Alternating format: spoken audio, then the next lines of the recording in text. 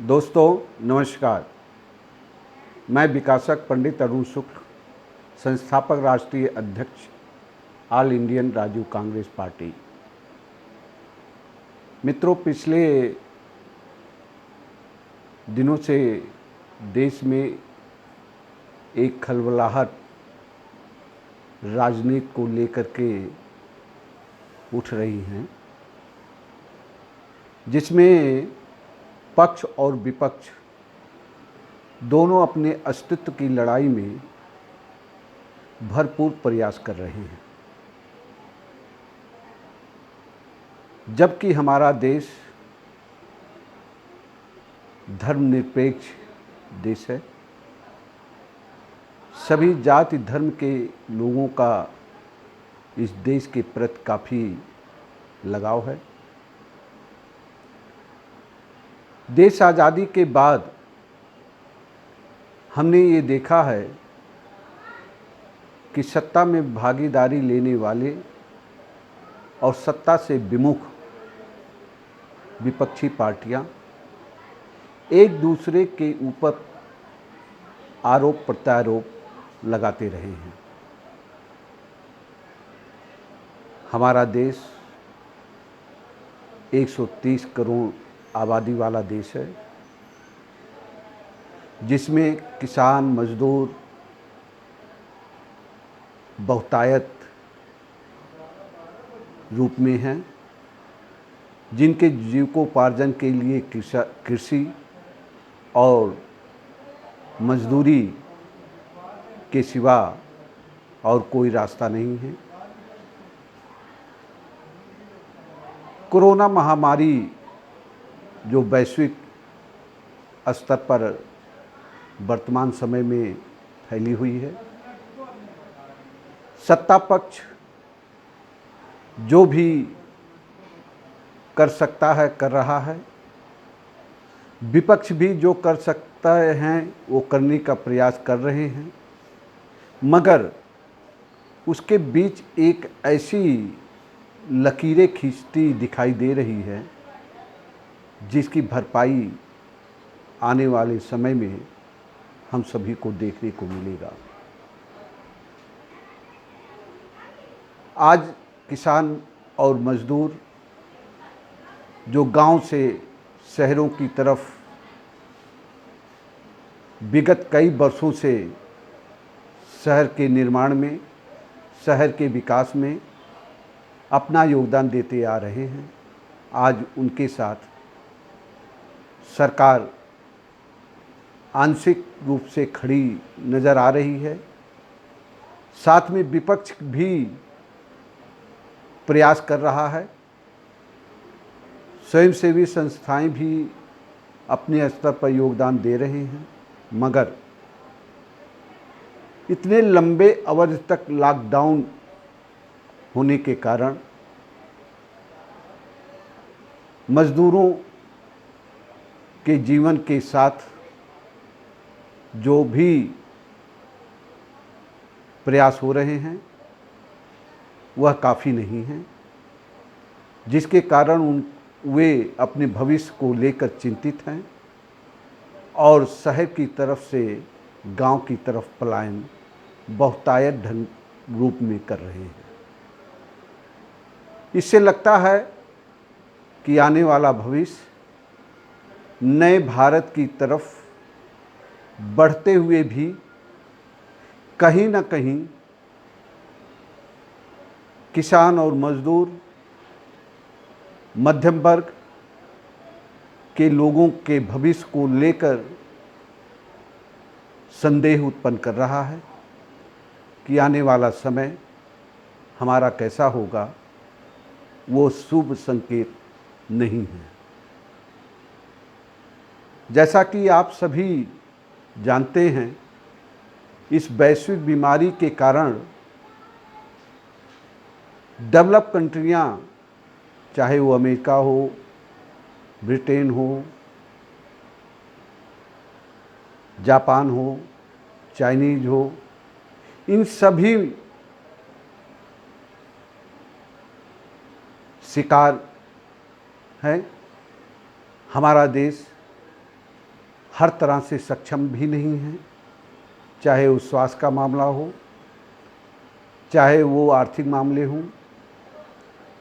असुरक्षित भाव में हमारे मजदूर जो पलायन कर रहे हैं,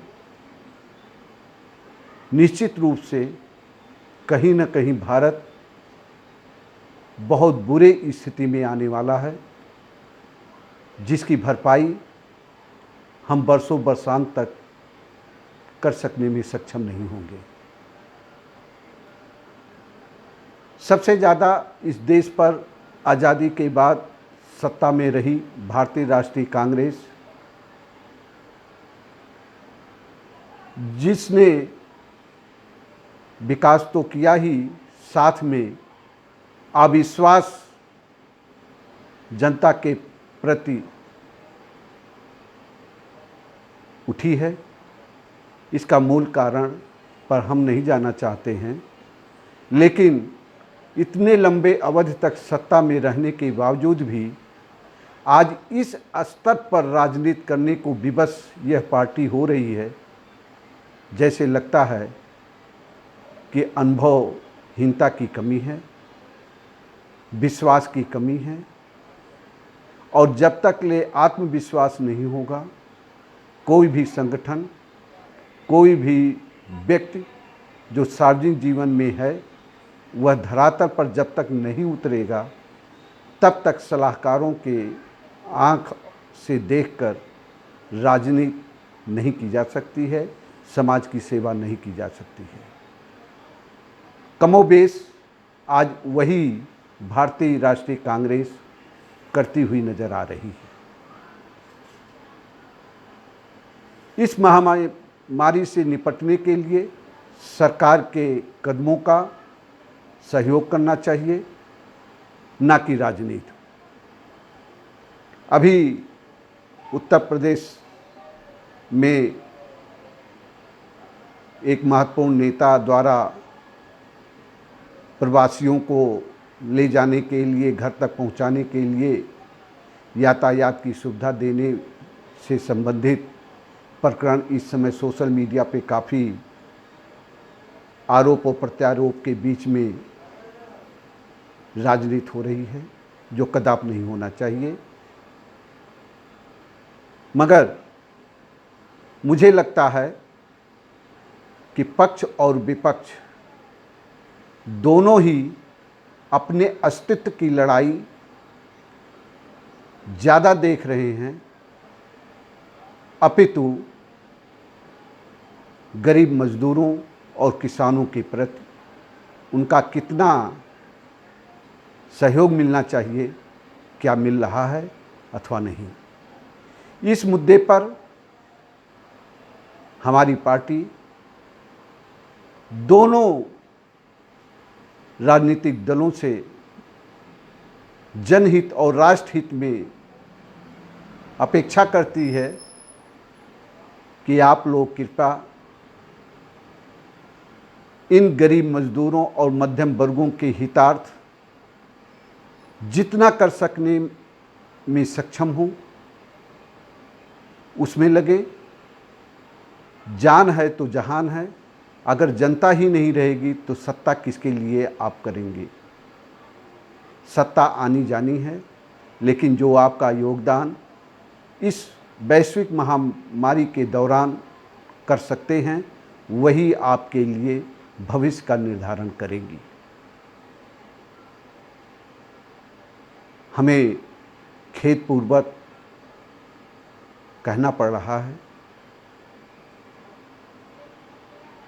कि सत्ता पक्ष में बैठे लोग प्रशासनिक सेवा में लगे हुए लोगों को अनुशासित ढंग से गरीब जनता और मजदूरों के जो प्रवासी हैं उनके सहयोग में लगें,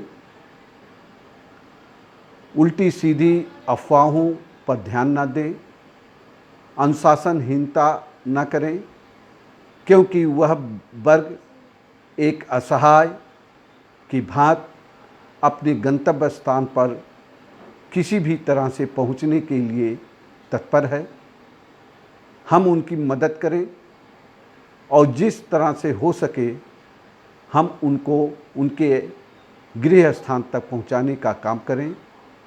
कौन सहयोग कितना कर रहा है, किस लिए कर रहा है, यह इसका निर्धारण आने वाले समय में जनता स्वयं करेगी। मगर ओछी राजनीति का सहारा ना लें, गुमराह और अफवाह ना फैलाएं। इससे हमारे प्रवासियों का जीवन खतरे में है।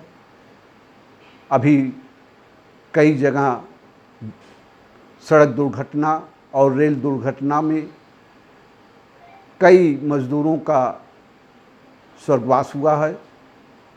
हम और हमारी पार्टी उनके प्रति संवेदना व्यक्त करती है और उनके परिवारजनों को इस दुख की घड़ी में सहन करने की शक्ति प्रदान करे, यह ईश्वर से प्रार्थना है।